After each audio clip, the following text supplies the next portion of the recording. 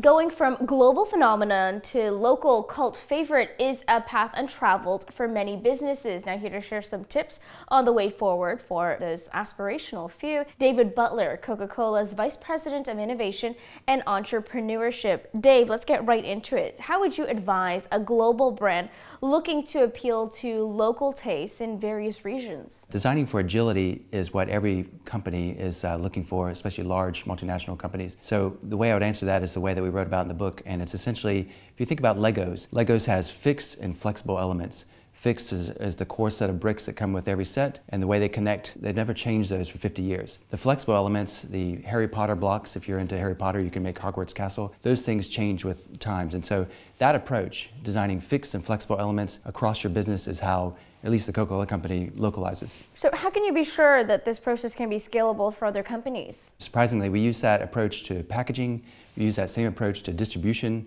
we use that same approach across our business. Again, creating fixed and flexible elements is the approach that we use to stay agile. And is this adaptable to any region, any marketplace? Yes.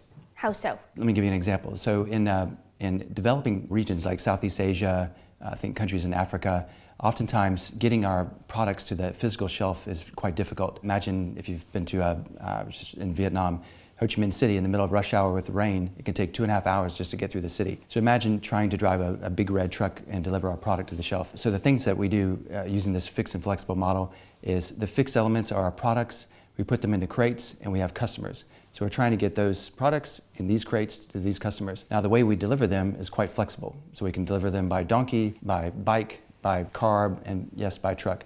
And that allows us great flexibility in delivering our products to the shelf in high density urban situations, along with countryside, which perhaps has a lack of infrastructure. We spoke off camera about how you are very much the unconventional executive. How long did it take for you to sort of convince your peers to adapt and embrace this model? That's a great question. I'd say we haven't reached it yet. So honestly, a lot of the language that is used around things like innovation, design, these types of words, or disruptive technologies, are almost empty because they're overused. And so the challenge, frankly, is to take those concepts, those ideas, and to translate that into the culture, the language of the company. So to answer your question, that's a daily process for me personally. But you have a track record. How does someone who is working at a middle tier business trying to convince their managers that, you know, the way forward, if you really want to hit that billion-dollar mark, is not in the process that exists today? How do you advise them to really sort of rattle and disrupt? Yeah, two things I'd say I've used throughout my career at Coke, and I just call it go to where the action is. So it's much easier to actually go where where a business unit or a team is pulling you into their problem space and to help them solve that versus pushing an idea on someone. So I've used that for me personally across my career at Coke. But then second, and this is a whole space of innovation that is opening up for every company, to really focus on business model innovation. So not just product or service, but the actual business model, and to explore new business models.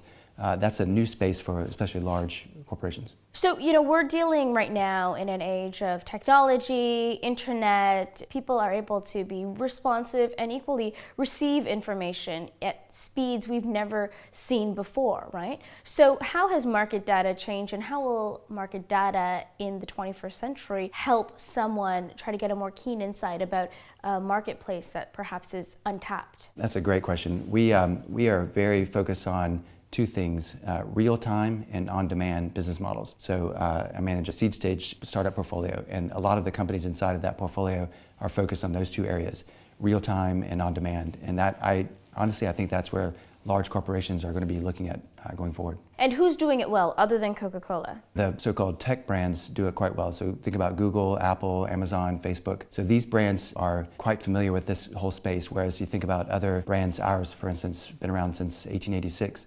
This is a new space, a new area. The challenge is actually to adapt, not to ignore it, but to adapt. So that's what we're doing. And what do you think is the next step for a company such as Coca-Cola to continue to adapt? As I would assume, this is probably a never-ending process. We've yet to see the power that can be generated when large-scaled companies like the Coca-Cola Company actually partner and co-create with startups. Think about it, this juxtaposition of very agile startups, founders, along with highly scaled companies with tremendous assets. Think about that kind of mashup. And I think that's what we're doing, but I think that honestly is the future of innovation. Are we going to see more vice presidents of innovation and entrepreneurship popping up in big brands? I don't know. I don't know about the title, but I think the opportunity is there for every large company.